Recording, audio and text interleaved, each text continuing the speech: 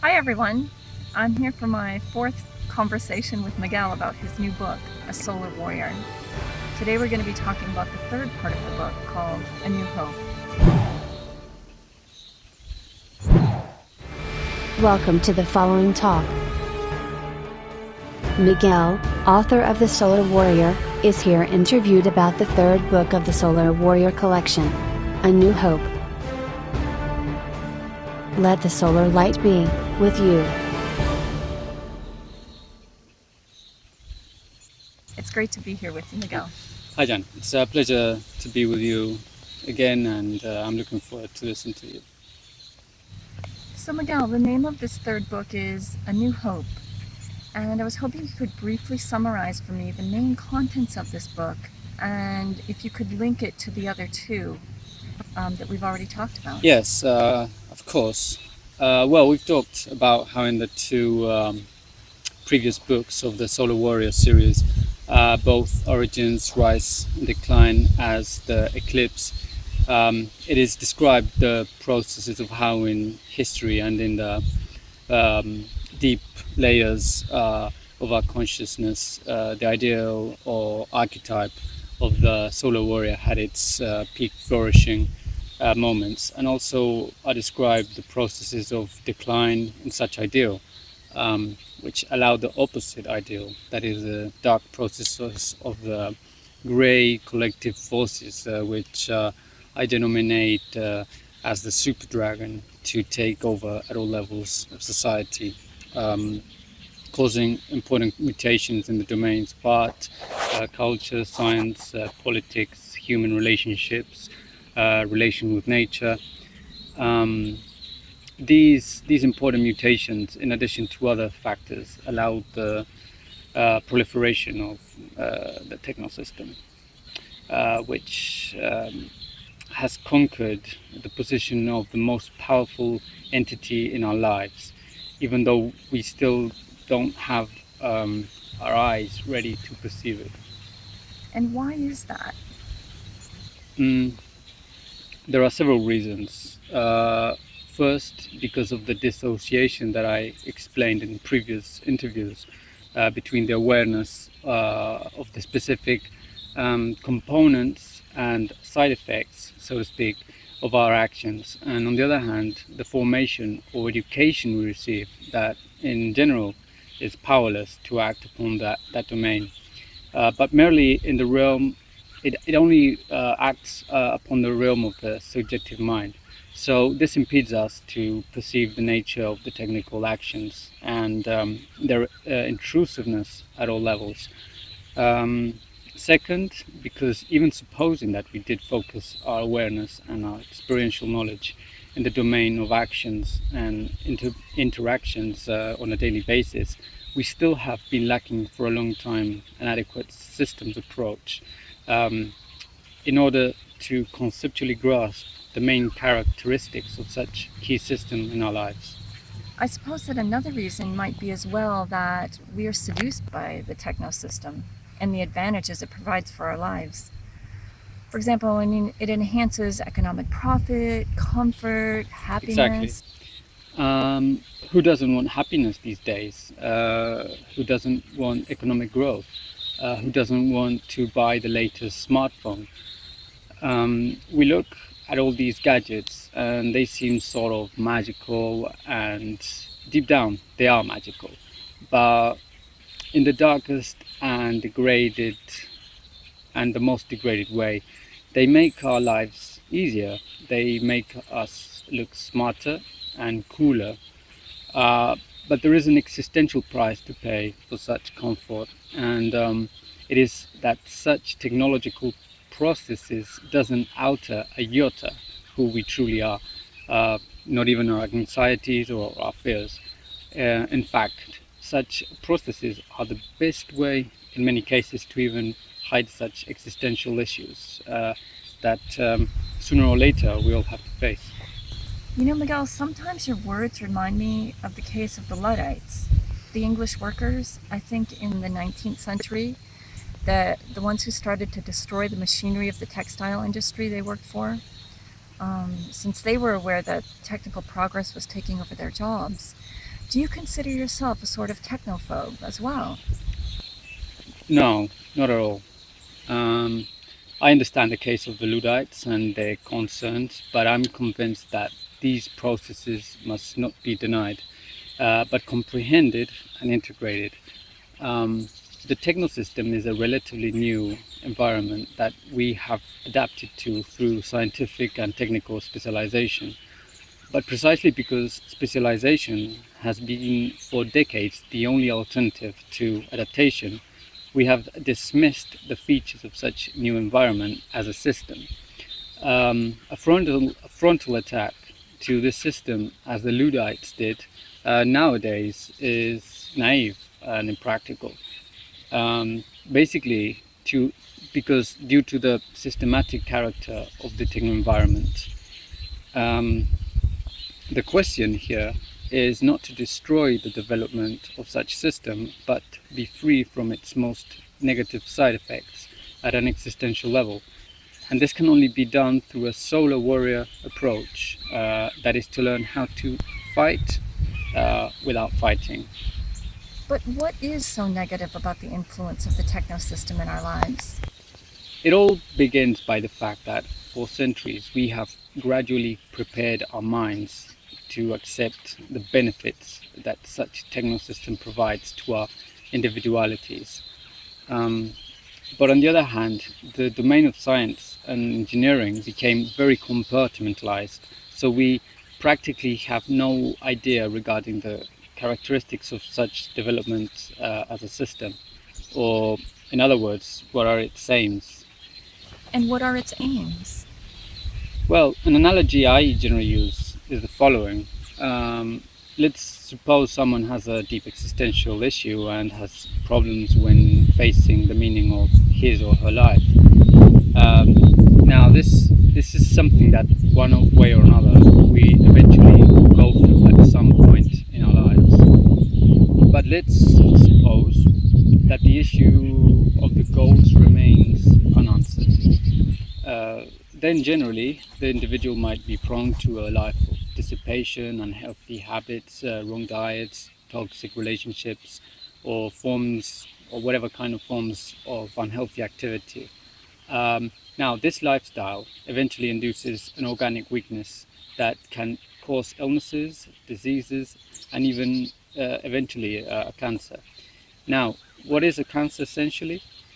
It is basically the proliferation of cells in a specific tissue that has lost its functions and goals, and such growth is disordered, chaotic, and destructive for the organism as a whole. Now, the techno system proliferated in the same way since about 2 centuries ago, and actually, as I exposed in the book, it has no aims, yet it is destructive of all spiritual human aims and finalities by causing a subversive hypertrophy of means of power. Um, it attained an autonomous character and it is self-determining. It is quite illusory to think that politicians or governors can direct it.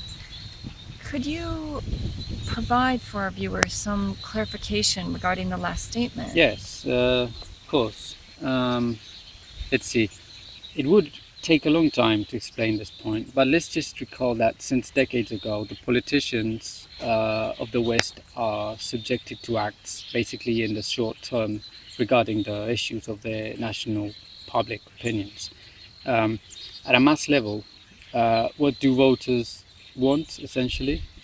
Work, economic growth, and possibilities for consumption. So politicians are forced to provide these things to the voters if they are going to be re-elected. And basically these demands are of an economic, technical nature. So, so independently of the political color of different parties, in modern politics, such politicians, once in office, have to resort inevitably to the corporate or state technocrats who actually do have the power to favor the demands of the masses and who never intend to stop the development of the techno system, because actually such development is the only way of satisfying those demands. Well, I'm sure many people won't agree with you. But going to your analogy between the techno-system and a cancer, even a cancer can be the best form for a person to awaken to the mission of his or her life. Do you think that in the case of the techno-system, it will allow us to awaken in relation to the true meaning of our lives? Yeah, I totally understand that most people won't agree with me. But going to your question, yes. Well, the techno-system has converted communion into communication, food into nutrition, friendship into group dynamics and social skills techniques, joy into entertainment, economy into finance, richness into consumption, nature into natural parks, um, wildlife into zoos, uh, actual reality into virtual reality, the mother earth into immersive of resources, people into human resources, ideas into ideologies, love into interest, adventure into a theme park, self-fulfillment into happiness. Well, I suppose there are more than a few symptoms of disease. What is the modus operandi of the techno-system at an individual level? Yeah, this is very important to acknowledge. To summarize, let's say that between the techno system and the ego of the individual, there is initially a powerful mutual need. Um, it is important also to keep in mind that the techno system can't handle a deep and highly spiritual personality, but on the other hand, as I said, it feeds very well upon the individual's ego. Subtly, it converts this ego into a set of easily promoting images and identities, which require the infrastructure of the techno system itself in order to gain predominance.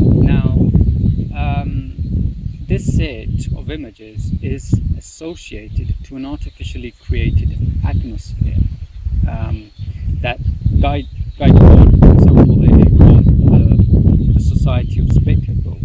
Um, but in order to acquire these signs by means of consumption, one, of course, requires money. Yet, this money can only be achieved if the economic activities are themselves enhanced in their profitable aspect. And such profit can only be achieved uh, nowadays by establishing even more long-term attachments to the techno system by contracts, debts, etc. What happens ultimately is that what is affirmed in all of this is in no way the true spirit of the individual, but the ego in parallel to its means of affirmation, which are purely of technical character. Um, this happens especially today in the domain of art. Um, so we reach to a perverse situation in which the individual believes that he or she is actually the author of such actions, when what is being affirmed really is the techno system's means of action, while creating a simulated universe of images. And and because it affects only at a peripheral level, there is no substantial change in the individual. Um, I mean, the ego might be more or less powered, but nothing changes at a deep level. Okay, I see what you're saying, but we all have to make money for a living.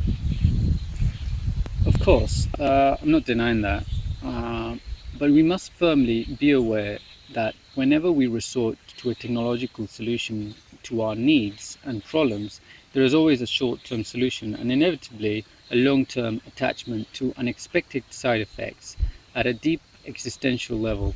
As I said, one of these side effects is what Jean Baudrillard, like Guy Debord, another French philosopher, very well described as the consumption of science.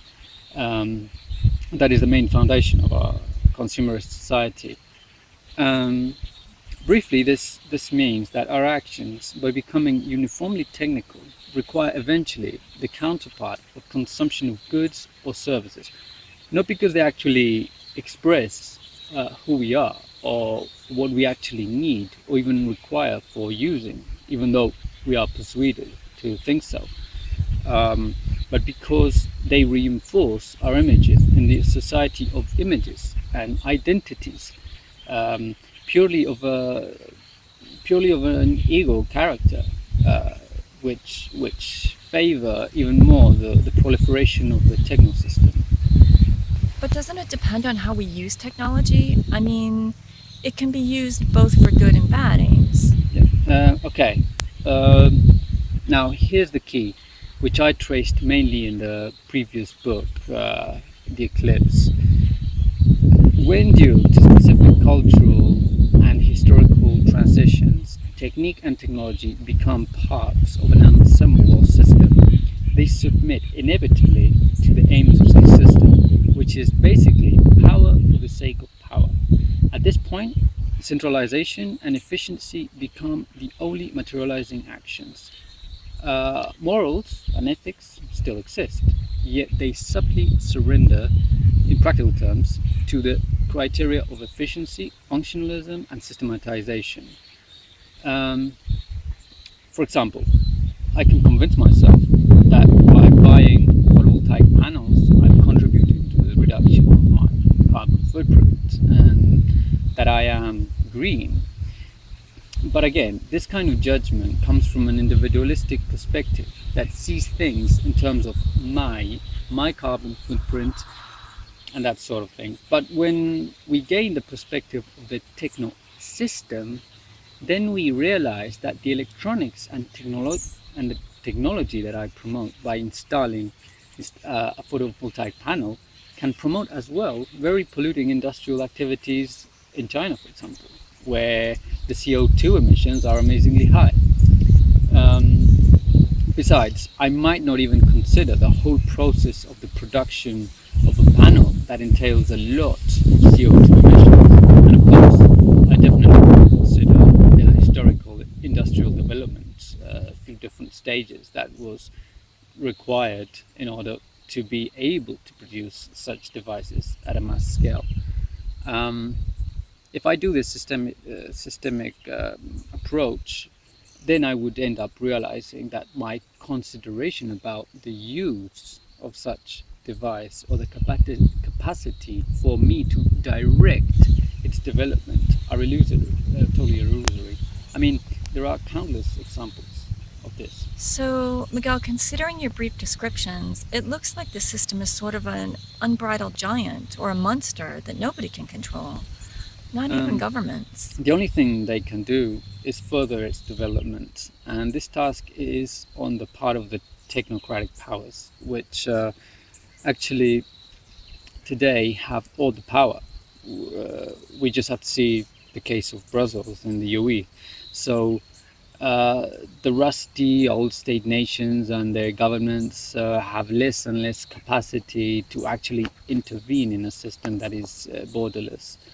By the way, the techno system in no way searches for profit, but power and exploitation of resources. And this power is achieved at the expense of increasing debt in the case of individuals, nations, governments. And as we have seen, and certainly will see in the future, no government can face such debt or the swallowing of the finite resources of the planet by such monster. Are there any alternatives then for us to not surrender to this spider web of this techno system?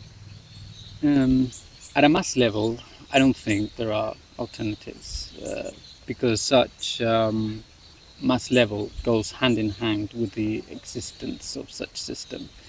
However, at an individual or even at a small community level, there are alternatives. Once it is comprehended, the nature of such system and its specific influence in our lives.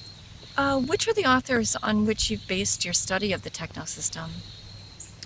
There are quite a considerable number, yet I owe a lot to the French philosopher Jacques Ellul, who even wrote two very fundamental books.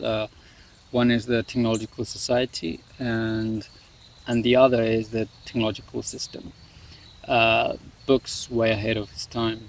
In regards to the specific framework required to conceive such system, I, however, resort to other extraordinary French author, Edgar Morin, who wrote 6 huge volumes of a collection called The Method, which I think is a good starting point for analysis of systems. Okay, so once you extensively describe the Techno-System in the section The Powers of the Darkness, you intend to bring the light through the description of the new solar warrior, correct? It just makes sense that once describe the main challenges and oppositions to the solar warrior, the Techno-System, of course, to recover the main ethics and traits of the archetype. And I believe this will shed light upon the reader's consciousness in the sense that it will allow such reader to bridge the gap between the mythical or archetypal and the specific conditions of the 21st century, so that somehow the solar warrior can be updated. You also write chapters such as a new aristocracy, a new nobility, a new marriage, etc. What is the purpose of these sections? Well, if we look at most of the Indo-European conceptions, or even in the ideas of Plato, we see that ideally the spirit is always expressed in social terms, in a three-functional way. That is, the spiritual leaders, who generally are kings, shamans, priests, priestesses. Then we have the warrior layer, and then the merchants and producers. Now, if we look at our world today, deep down, almost all actions are motivated by production, technical, or merchant goals. So in order to project the spirit in society, the solar warrior has to transcend any production market purpose on one hand, and of course the determinations of the Techno-System on the other. Like the case of the Olympic athlete carrying of a flame to the top, the solar warrior will have to encounter that regal position from which a specific society can be illuminated. This is precisely the New Hope, the title of the book. So, are you saying that these tasks are the necessary ones in order to create a new spiritual society and a new form of spiritual aristocracy that can serve as the beacon for such a society? Yes, but how can that be achieved? Deep down, in order to accomplish it, it only relies in the authentic nobility of the individuals. So that is why I write a whole chapter intending to recover the authentic traits of a noble person, because such condition implies necessarily at some point such heroic task, and we must learn to discern these noble individuals and then encourage them, because ultimately our future depends on them. And what does marriage have to do with all of this? Because you wrote as well quite a deep study into the issue of marriage. Well, I suppose we all agree that marriage is an institution that has been experimenting an important crisis since a long time. Now, if we understand the Techno-System as a form of state not restricted to any nation nor any corporation, and we also understand its key aspect in our lives, we'll ultimately comprehend that it is the main power that determines today the success or not of marriages, especially in the developed countries. There are very interesting studies in this regard, like those of Stephanie Kantz, for example. Today, factors such as love, affection, individual taste, sexuality, or even economic factors no longer consolidate marriages, but mainly the key factor for a marriage to endure nowadays is the more or less adaptation of the couple to the demands of the Techno-System. Now, this necessarily implies that the children born out of those marriages shall have a sort of natural born magnetism to get involved in technical actions, as well as in virtual worlds. We can see this on a daily basis. And what does that have to do with the solar warrior? Well, I suppose we are all seeing, one way or another, the negative aspects of being captured by the techno-system, apart from the fact that we are also starting to perceive that the next generation is going to go through very difficult times due to many disruptive planetary issues at many levels. Now, if we raise kids according to the values of the techno-system, then we are actually empowering the specific forms of action to go in the same unsustainable direction as the whole techno-system. Is this what we actually want for them? I think it is interesting approach to raise kids according to more integrated values so that we can allow them something very important. What is that? Provide them the correct framework or set of values so that eventually they can choose if they want to be part of the techno system or not, if they want to become free from it or not. But unfortunately, today, if you look at kids and teenagers, it seems that they, and of course, their parents can only see one and only path and no other. So you're talking about values. Is it that we don't have values in our societies? Well, this is a key issue. Some important discernments have to be made. First, I might consider myself to be a generous, intelligent, compassionate person, and I might believe as well that those are good values. Now, we like it or not, at this point we are seductively still caught in the domain of the ego. Since I am generally only considering the good or bad actions in terms of social relationships.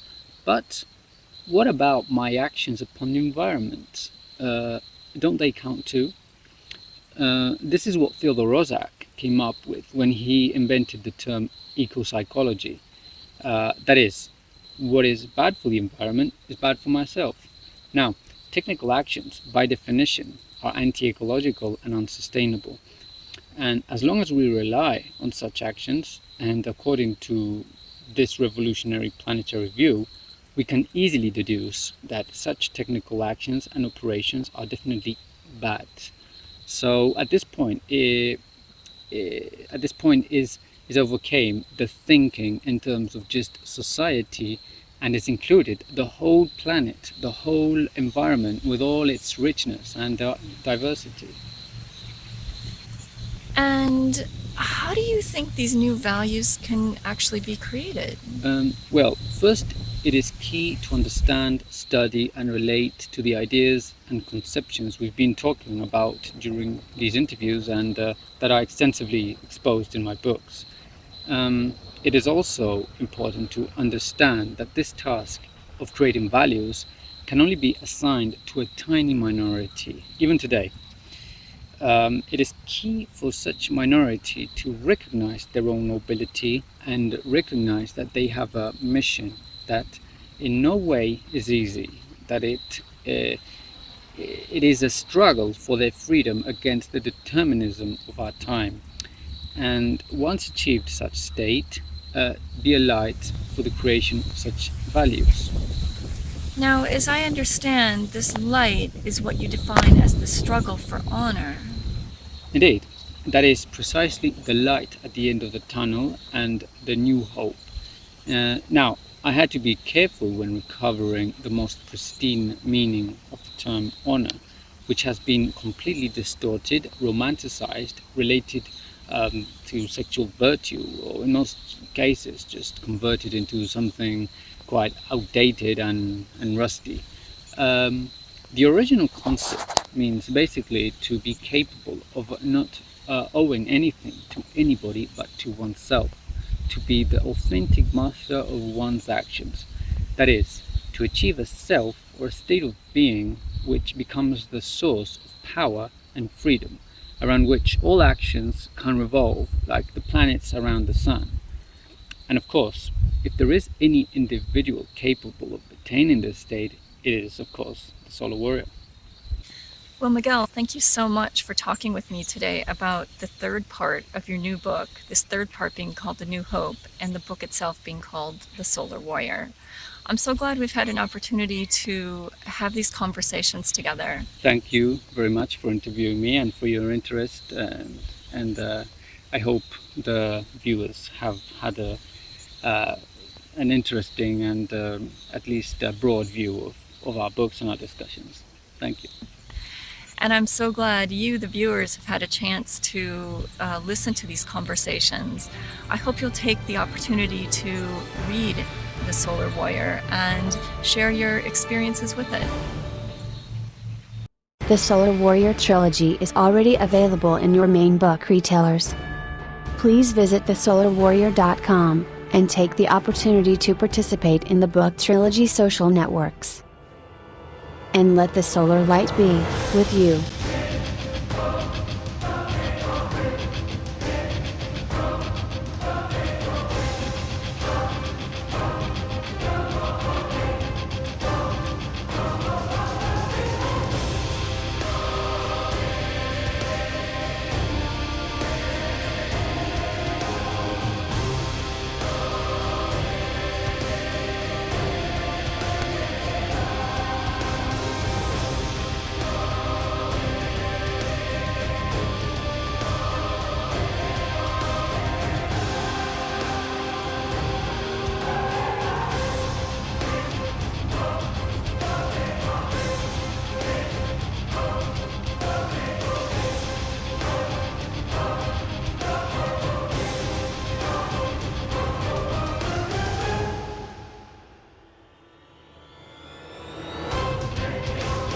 Let the Solar Warrior trilogy be with you.